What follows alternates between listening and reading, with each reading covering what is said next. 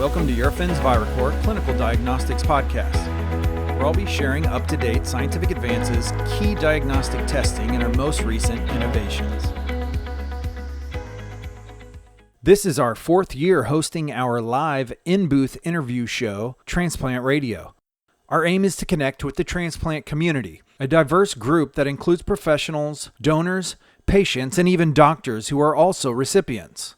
If you'd like to be a guest on our show, you can find our email in the episode summary. Amplify your influence on Transplant Radio. Enjoy episode 8 of our 15-part series. Hi, this is Kevin Foth with Transplant Radio. Amplify your voice with Bill Ryan, President and CEO of Transplant Life Foundation. We're at the World Transplant Conference 2025 in nice, beautiful San Francisco, California. Bill's joining us today to talk a little bit about the Transplant Life Foundation. And one of the things we wanted to talk about today was the TransplantNATION Magazine. So, Bill, can you give us some more background on that and what it is and what it does? Yeah, well, thank you, Kevin. We talk about the lack of communication in the industry today. There's a widespread belief that we need to communicate more with all aspects of our constituency, pre, post, medical, caregivers, and so on. So we started a magazine 7 years ago called Transplant Nation. It's a 68-page magazine for the transplant community. I describe it as People Magazine for the transplant community. My staff hates it when I do that, which makes me want to do it even more. But it truly is a publication for everybody, and it's professional. It's award-winning. There's been all kinds of people that have stepped forward with stories, articles, facts, information about events and things that are important to everybody within the transplant community. So we love the magazine. It went digital as well as print in January. So if you sign up for the digital version of the magazine, you can actually go back and read all 7 years worth of magazines. You can pick apart articles and find the ones you want. But it's a great magazine for the people. Very good. So what's your readership on that? Well, the readership is probably somewhere in the neighborhood of 7,000 nationally right now. I'd like to say they were all paid subscribers, but a lot of it's, industry people, but we're getting them in the hands of people that need them.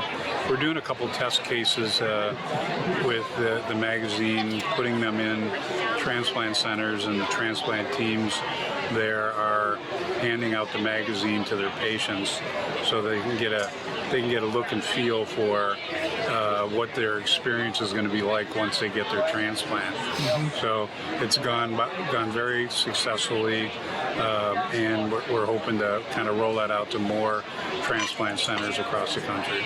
Excellent. And how do people get a hold of being on the subscriber list to Transplant Nation? You can sign up at the TransplantLifeFoundation.org website and click on the tab for Transplant Nation Magazine. It'll take you through the process. Very good.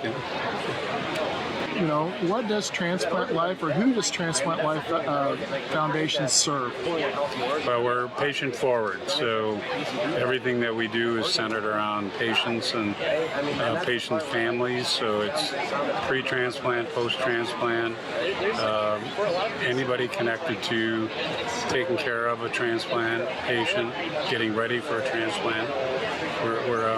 We're a patient-focused organization. Very good. And it's really important that patients have that network of people that support them and can provide them information and help them get to where they need to be in a way of looking for information. So really appreciate that TLF does that. So let's talk a little bit about your drive to ensure the voices of transplant recipients, living donors, and donor families are heard at the national level, and maybe a little bit about your vision, or TLF's vision, to create a more equitable, transparent, compassionate transplant system.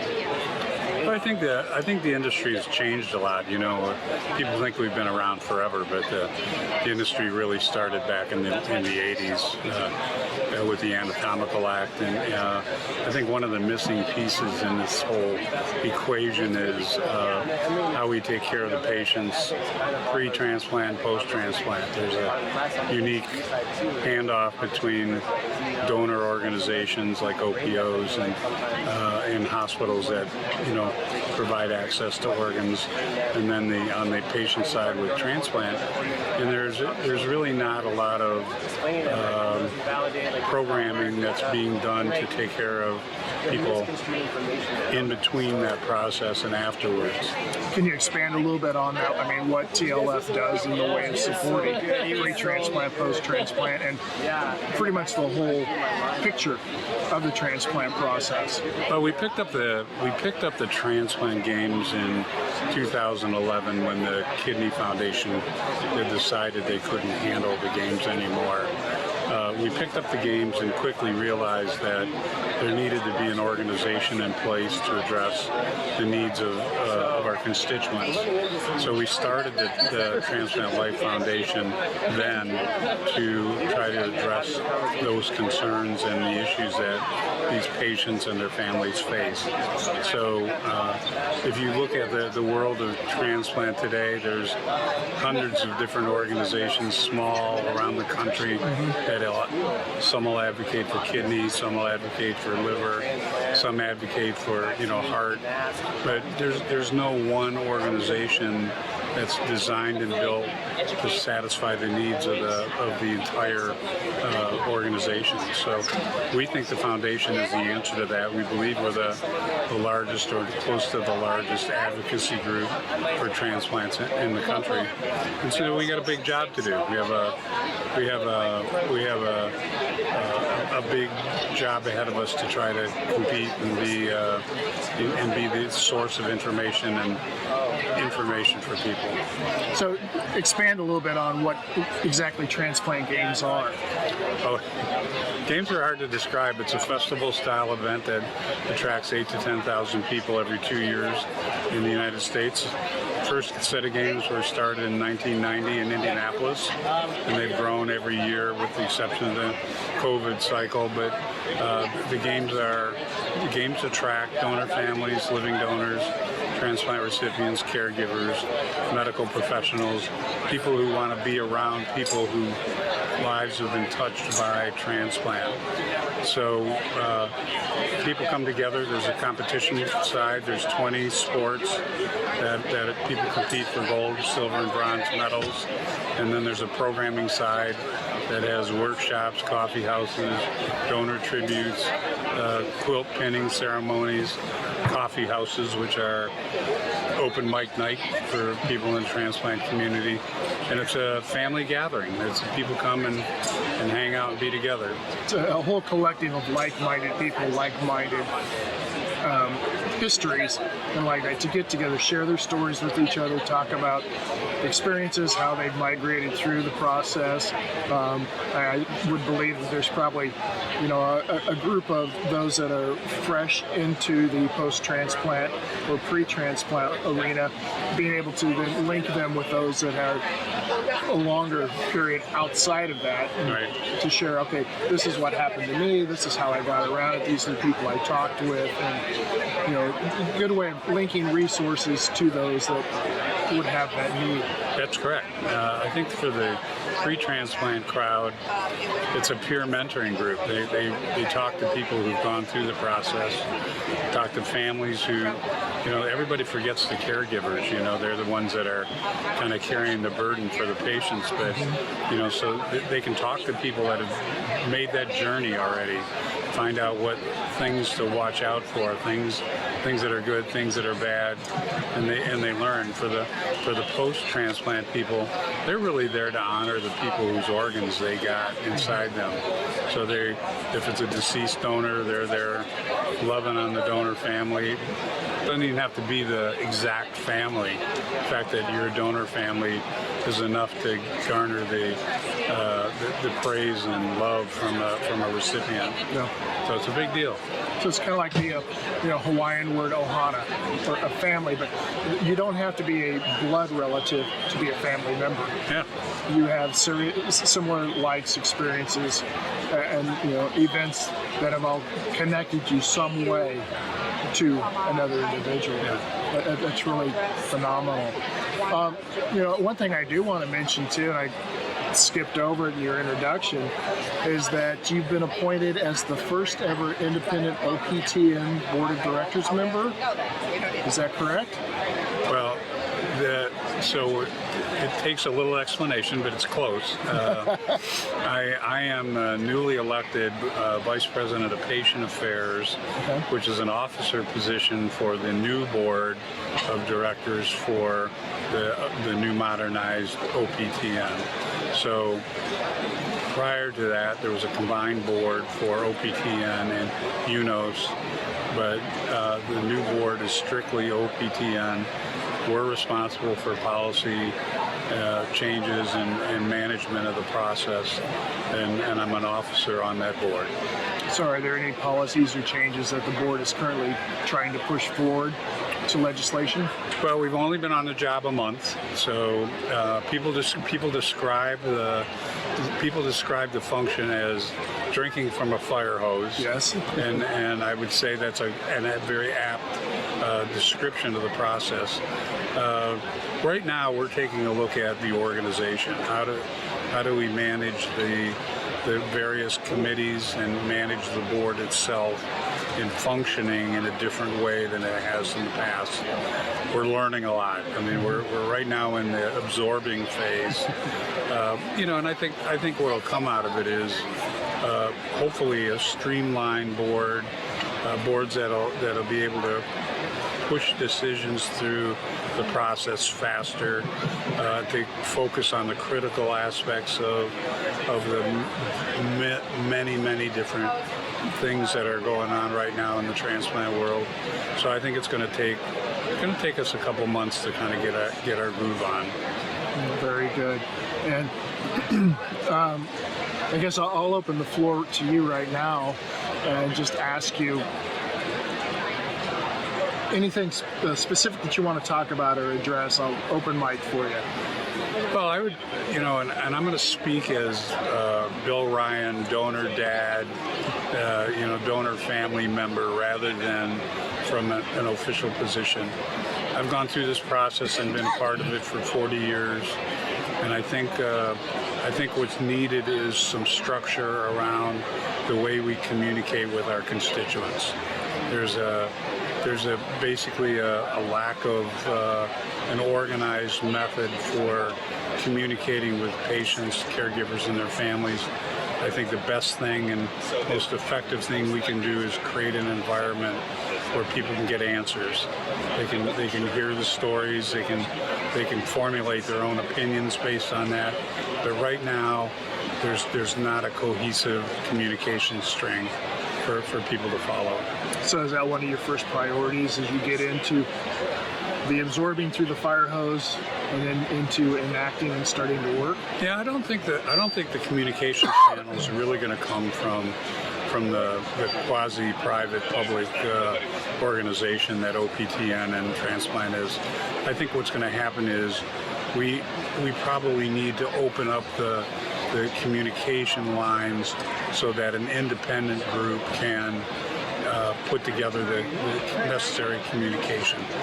The Transplant Life Foundation has a new program called the Council and the Hub, which is meant to, the council to bring together experts in the field, large organizations that are committed to the cause, like Eurofin is an example of that, and actually help to make policy happen because of the ability to pull larger groups together.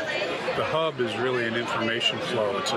It's for the everyday person to be able to communicate, to get answers, to get information, to get education. So I think that those are two things that are going to happen independent, but in cooperation with the federal public-private partnership.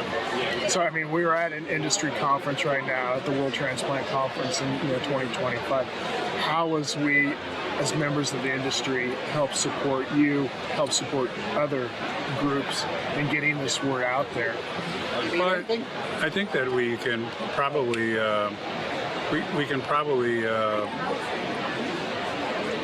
rely on companies and organizations that are here to help us support us financially. I mean, I think every nonprofit right now is going through a struggle with funding because of grants being canceled by the federal government and kind of a quiet period in the industry as people trying to see how everything's going to shake out with the modernization of transplantation.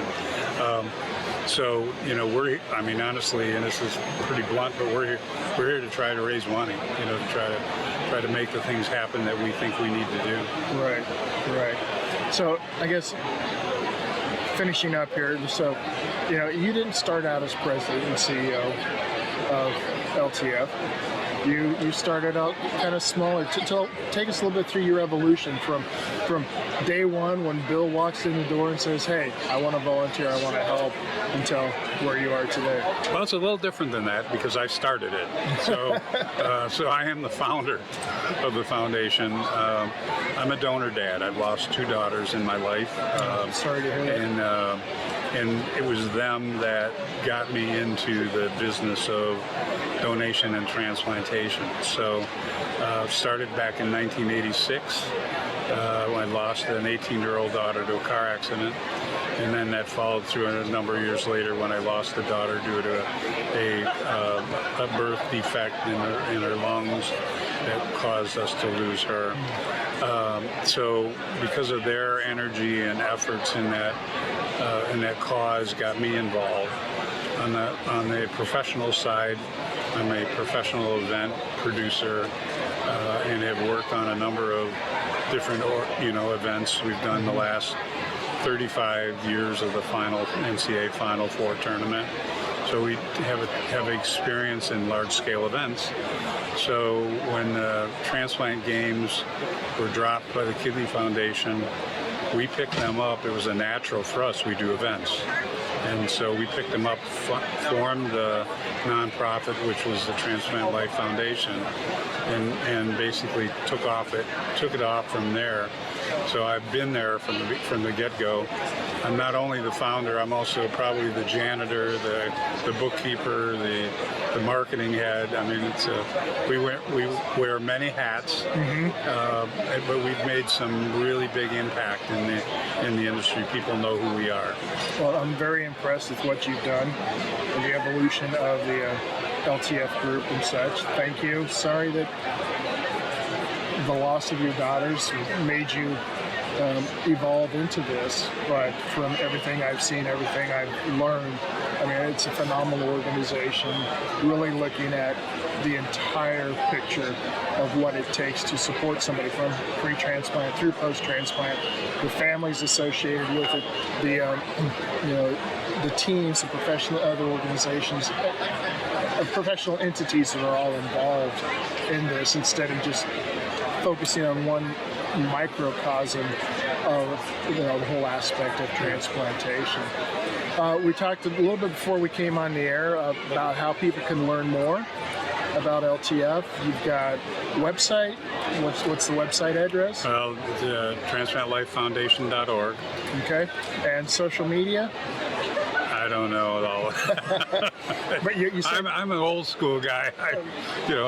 We still deal on paper and pen. I'm still an analog guy myself. Yeah. Okay. But you're on Facebook, Twitter, LinkedIn. Thinking about Blue Sky, since we mentioned that. I'll have to ask about that. It hasn't come up in conversation, but generally my involvement is the team comes in with a schedule of social media posts, and we look at it from an aspect of what groups are we talking to, what message is, what the timing of that message is. The rest of it, somebody else handles. That's why you have people underneath you to help you out. That's right. Well, very good. I appreciate the time, Bill, and everything that you do. Bless you. Yeah. Bless the people who work for you. Thank you. It's a pleasure. Hope you have a wonderful conference. Thank you. All right. Same here. Thank you, Appreciate it. sir. Take care. Make sure to subscribe to this podcast and follow us on social media to stay up to date on all the latest information. If you want to help spread the word, please give us a 5-star review and tell your friends and colleagues to subscribe too. We're available on Apple Podcasts, Spotify, Google, Podbean, and more. With over 40 years of diagnostic innovation and specialized expertise in infectious disease, pre- and post-transplant, allergy and immunology testing for immunocompromised and critical patients, Eurofins ViraCore is committed to helping medical professionals, transplant teams, and reference labs get results faster when it matters most. ViraCore is passionate about delivering value to our clients by providing timely, actionable information, never losing sight of the connection between the testing we perform and the patients you serve.